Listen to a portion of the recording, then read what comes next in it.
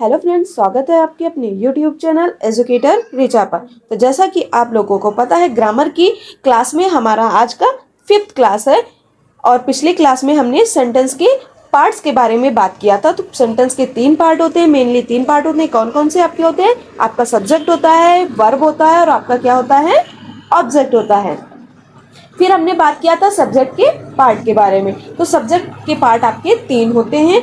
एक आपका क्या होता है? सिंपल होता है, एक कंप्लीट सब्जेक्ट होता है और एक आपका क्या होता है? Compound subject. कुल मिला के आपके सब्जेक्ट एक वर्ड में नहीं होते हैं, हम कई सारे वर्डों को जोड़कर भी सब्जेक्ट बनाते हैं। आई होप इतनी बातें आपको क्लियर हुई होंगी। उसी तरह आपका प्रेडिकेट भी होता है कि एक ही वर्ड से आपके प्रेडिकेट नहीं होते, कई सारे शब्दों को जोड़कर आपके प्रेडिकेट बनते हैं।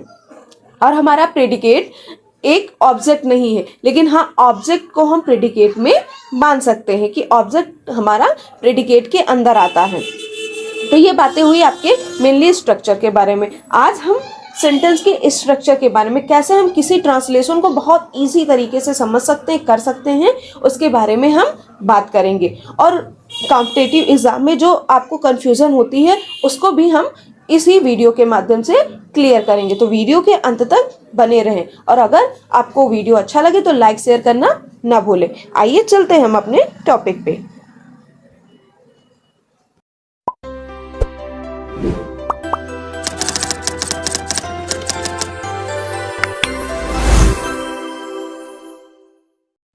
हाँ, तो पिछले वीडियो में हमने क्या बात किया था कि सब्जेक्ट एक नहीं कई सारे वर्ड से मिलकर बने होते हैं। तो कई सारे वर्ड से मिलकर बने होते हैं, ये तो हमको क्लियर हो गया। लेकिन वो वर्ड्स आखिर होते कौन है जिसको हम सब्जेक्ट मानते हैं? अब ये भी तो हमको समझना है। तो आइए समझते हैं उनके बारे में। तो जैसा हमने एक एग्जाम्पल लिया कि महेश एक अच्छा लड़का है, या फिर हमने बोला राधिका गाती है या राधा नाचती है। तो हमने बात किया था कि अगर पहला अक्षर आ जा रहा है तो वो हमारा क्या हो रहा है? सब्जेक्ट है, या जो काम कर रहा है वो हमारा क्या है? सब्जेक्ट है। तो यहाँ पे काम कौन कर रहा है? आपका महेश कर रहा है और राधा कर रही है। और महेश राधा क्या है? पर्सन है। पर्सन मतलब एक व्यक्ति ही हुए ना। तो हम ये तो समझ सकते हैं ना कि अगर पर्सन का नेम आ रहा है तो वो हमारा क्या हो जाएगा? सब्जेक्ट हो जाएगा। तो हमने क्या समझा कि अगर पर्सन नेम है तो वो हमारा क्या है? सब्जेक्ट है। उसके बाद मैंने एक और एग्जांपल लिया, जैसे आम खट्टे हैं, आइसक्रीम ठंडी है। अब आम और आइसक्रीम ये भी तो किसी के नाम हुए, तो ये किसके नाम हुए? ये तो थिंग्स के नाम हुए। और थिंग्स के नेम आम और आपके क्या हुए? आइसक्रीम हुए। थिंग्स नेम फिर हम क्या मान सकते हैं? थिंग्स नेम भी हमारा क्या है? सब्जेक्ट है। मतलब कि हमारा अगर पर्सन नेम आ जा रहा है या फिर थिंग्स नेम आ जा रहा है तो हमारा क्या हो गया? सब्जेक्ट हुआ। तो 2 चीजें आपको क्लियर हो गई होंगी। अब नेक्स्ट हमने क्या कहा? Delhi is a big city. क्या कहा? दिल्ली एक बड़ा शहर है। क्या है? दिल्ली एक बड़ा शहर है। तो दिल्ली, और उसके बाद मैंने कहा इलाहाबाद प्रयागराज में है। तो हमने दिल्ली और इलाहाबाद की बात की। अब दिल्ली और इलाहाबाद एक शहर, और एक शहर क्या होता है? प्लेस नेम होता है। क्या होता है? प्लेस नेम होता है। तो हमने क्या समझा कि पर्सन नेम हो या फिर थिंग्स नेम हो या फिर प्लेस नेम हो, वो हमारे क्या होंगे? सब्जेक्ट होंगे। Is that clear? तो इतनी बातें हमें अच्छे समझ में आ गई कि सब्जेक्ट क्या हो सकते हैं आपके? कोई अगर पर्सन का नाम हो, या फिर आपके कोई थिंग्स का नाम हो, या फिर आपके कोई प्लेस का नाम हो, तो वो आपका क्या हो सकता है? सब्जेक्ट हो गया है। अब इतनी ही बातें नहीं, अभी और बातें हैं कि और कौन कौन से वर्ड आपके क्या हो सकते हैं? सब्जेक्ट होते हैं। तो उसको भी हम समझते हैं। तो ये 3 चीजें आपको समझ में आ गई कि पर्सन और थिंग्स नेम, प्लेस नेम। अब और कौन से वर्ड हैं जो आपके सब्जेक्ट हो सकते हैं? अब जैसे मैंने एक आपको स्टोरी सुनाई कि राधा एक अच्छी लड़की है, राधा स्कूल जाती है, राधा खाना खाती है और राधा रोज नहाती है। तो ऐसे अगर बार बार मैं राधा राधा यूज कर रही हूँ तो आपको बहुत इरिटेटिंग यूज हो रहा है। बहुत इरिटेटिंग लग रहा है कि नहीं लग रहा है? बहुत इरिटेटिंग लग रहा है। तो अगर हम राधा राधा बार बार नहीं करें, उसकी जगह पर वह का यूज करें, तो वो स्टोरी अच्छी लगेगी कि नहीं लगेगी? इंटरेस्टिंग लगेगी। जैसे मैंने कहा कि राधा एक अच्छी लड़की है, वह रोज स्कूल जाती है, वह समय पे खाना खाती है, वह रोज पढ़ती है। तो ऐसे अगर हम यूज करते हैं तो हमको बातें बहुत अच्छे से समझ में आती है। तो हमको इस स्टोरी से क्या पता लगा कि अगर राधा नहीं है, अगर हम यह वह ऐसे वर्ड्स यूज कर रहे हैं तो वो भी हमारे क्या हो जाते हैं? सब्जेक्ट हो जाते हैं। जैसे हमने हिंदी में यह ले लिया, तुम ले लिया, ये ले लिए वर्ड्स, वे, ऐसे सारे वर्ड्स हमारे क्या हो सकते हैं, वो भी हमारे सब्जेक्ट हो सकते हैं। अब इनको हम कैसे बनाते हैं उनके बारे में हम समझ लेते हैं। तो पहले हम देखेंगे हिंदी के वर्ड्स। तो हिंदी के वर्ड्स आपके क्या है, मैं हो गया, मुझे हो गया, मुझको, मैंने, हम, हमारे, हमने, हमारा, तुम, तुमने, तुम्हें, तुम्हारे, वे, उन्हें, उन्होंने, उनको, उनसे, उसे, उसने, उसे, हो, या ऐसे वर्ड्स आ रहे हैं तो ये भी हमारे क्या होते हैं, सब्जेक्ट होते हैं। अब इनको हम इंग्लिश में कैसे लिखते हैं, तो इंग्लिश में हम मैं, मुझे, मुझको, मैंने के लिए हम क्या यूज करते हैं, आई यूज करते हैं। हम, हमारे, हमने, हमारा, इसके लिए हम किसका यूज करते हैं, वी का यूज करते हैं। फिर आता है तुम, तुमने, तुम्हें, तुम्हारे, इसके लिए हम किसका यूज करते हैं, यू का यूज करते हैं। वे, उन्हें, उन्होंने, उनको, उनसे के लिए हम दे का यूज करते हैं। उसके बाद उसे, उसने, उसके लिए हम क्या यूज करते हैं, ही का यूज करते हैं। उसी तरह उसे, उसी के लिए, ऐसे के लिए हम भी सी का यूज करते हैं, और या के लिए हम इट का यूज करते हैं। तो अब इतनी बातों से हमें समझ में आया कि सब्जेक्ट हमारा किसी पर्सन का नाम, प्लेस का नाम, किसी थिंग का नाम, यही नहीं, अगर हम यह, वह, हम, तुम ऐसे वर्ड्स भी यूज करते हैं तो वो भी हमारा क्या होता है, सब्जेक्ट होता है। इतनी बातें आपको बहुत अच्छे से समझ में आई होगी। अब यह, वह, हम, तुम, ये सब हो गया। अब इतना इजली तरीके से मैं आपको बता रही हूँ तो ये बातें बहुत अच्छे से आपके दिमाग में फिट हो रही होंगी। अब एक मजेदार आपको बात बताती हूँ। अभी मैंने आपको पढ़ाया person, thing, place, things, name, ऐसे सारे चीजें बताएं। मतलब बात ही बातों में हमने नाउन पढ़ लिया। आपने नाउन पढ़ा है ना बचपन से, क्या पढ़ा है, a noun is the name of any person, place और थिंग्स, ऐसा ही तो पढ़ा है ना। तो कुल मिला के सब्जेक्ट हमारा क्या होता है, नाउन होता है। तो इतनी बातें पढ़ने के बाद, समझने के बाद हमें क्या पता चला, सब्जेक्ट हमारा क्या है, नाउन होता है। तो सब्जेक्ट हमारे कौन कौन से वर्ड हो सकते हैं, नाउन हो सकते हैं।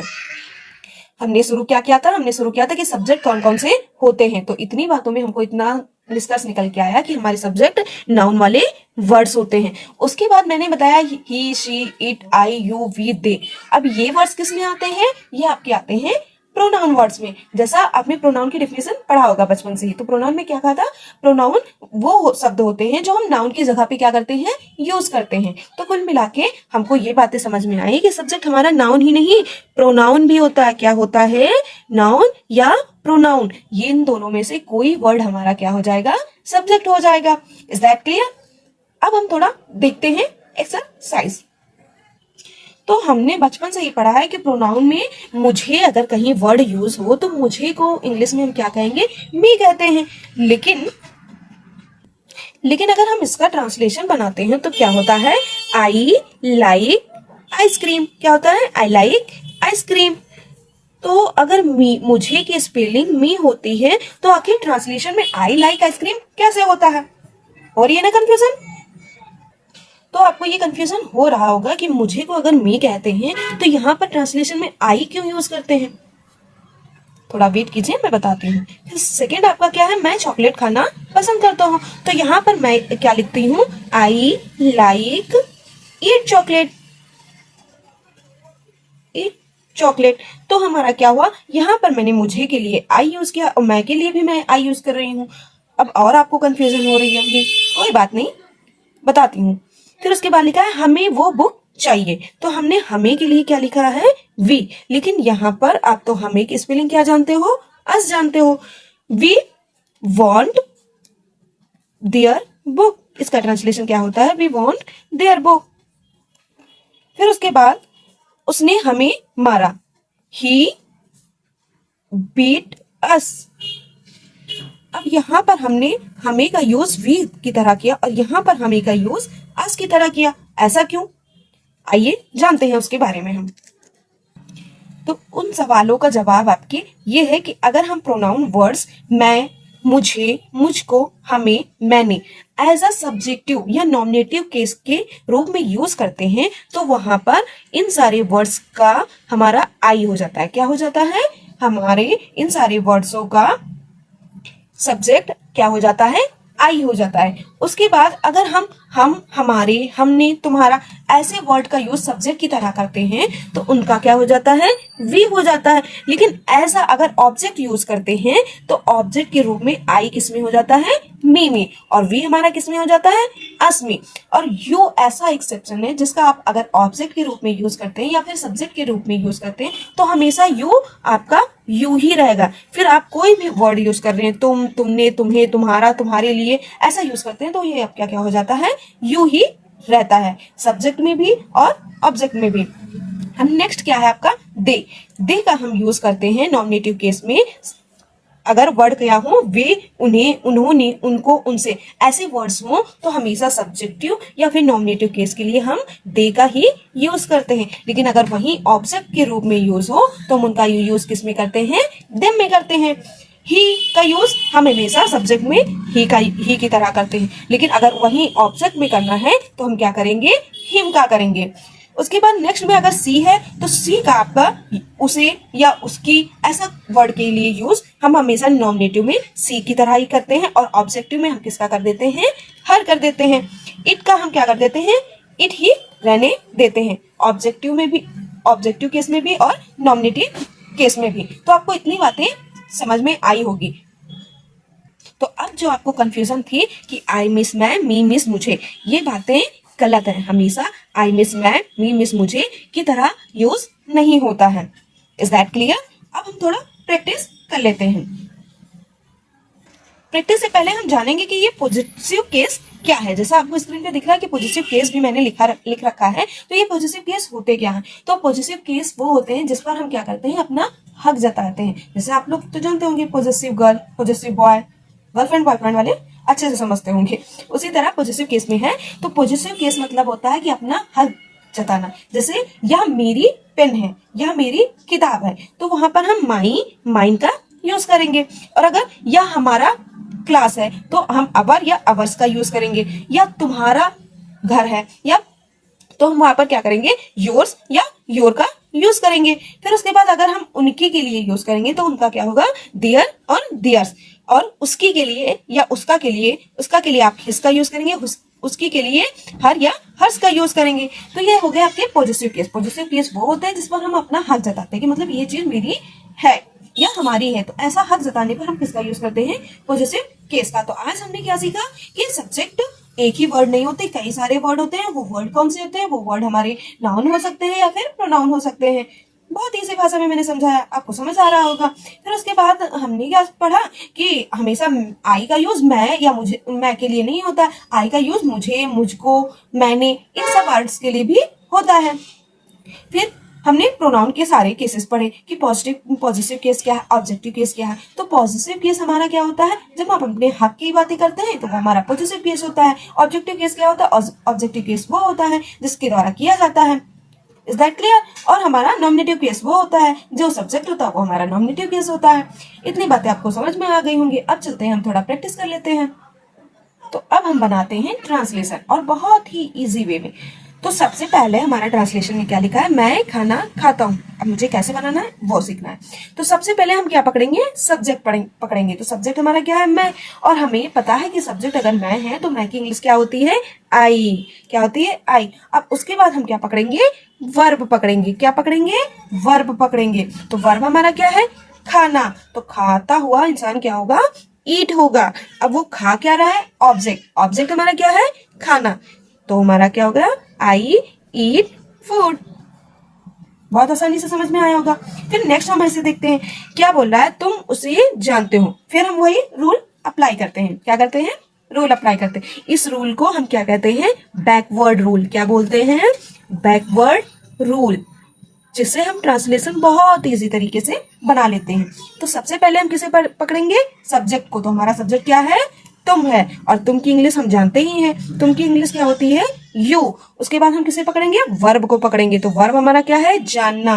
तो जानने की स्पेलिंग क्या होती है, नो होती है। क्या होती है, नो। अब फिर हम किसको पकड़ेंगे, ऑब्जेक्ट को। किसको पकड़ेंगे, ऑब्जेक्ट को। तो ऑब्जेक्ट हमारा क्या है, उसे की स्पेलिंग क्या होती है, हिम होती है। क्या होती है, हिम। अभी हमने पढ़ा ना कि ही का ऑब्जेक्टिव केस हमारा क्या बनता है, हिम बनता है। उसके बाद नेक्स्ट आपका क्या है, हमने उसे नहीं देखा था। तो फिर हम किसके पकड़ेंगे, सब्जेक्ट को पकड़ेंगे। सब्जेक्ट क्या है, हमने की स्पेलिंग क्या होती है, वी। क्या होती है, वी। हमने पढ़ा ना अभी, तो वी होती है। फिर उसे नहीं देखा, सबसे पहले हम किसे पकड़ेंगे, वर्ब। देखा था, ये तो पास्ट में चला गया, तो देखा था का क्या होगा, वी डिड नॉट। पहले हम क्या लगाएंगे, डिड नॉट। क्यों, क्योंकि हेल्पिंग वर्ब हमारा नहीं और था भी तो है, तो हम क्या करेंगे, we did not see him. क्या क्या हमने, सबसे पहले हमने बनाया सब्जेक्ट की स्पेलिंग, तो हमने की स्पेलिंग क्या होगी, वी। उसके बाद हम किसकी बनाते हैं, हेल्पिंग वर्ब की। तो हेल्पिंग वर्ब हमारा क्या था, था क्या था। तो था की स्पेलिंग क्या होगी, डिड नॉट। उसके बाद देखा की स्पेलिंग सी और उसे की हिम। इतनी बातें आपको क्लियर हो गई होंगी। अब फिर उसके बाद क्या है, क्या तुम उन्हें पहचानते हो। तो यहाँ पर हम क्या अप्लाई करेंगे, तो यहाँ पर हम अप्लाई करेंगे क्या की। तो क्या हमारा क्या होगा, क्या हमारा पहले आ रहा, तो इसका मतलब सब्जेक्ट के पहले हमें क्या की स्पेलिंग बनानी है। और क्या हम किससे पहचानते हैं, हमेशा हेल्पिंग वर्ब से। तो हमारा हेल्पिंग वर्ब क्या, पहचानते हो, मतलब ता है ती है वर्ड्स आ रहे हैं, तो हमारा क्या हो जाएगा, डू हो जाएगा। क्या हो जाएगा, डू। और तुम की स्पेलिंग यू हो जाएगी। Do you know them. क्या होगा, डू यू नो देम। तो बहुत ही इजी तरीके से आई होप आप लोग ट्रांसलेशन समझ गए होंगे।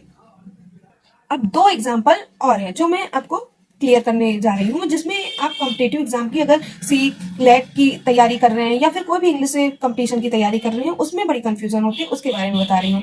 जैसे लिखा, he give a book to me and my friend.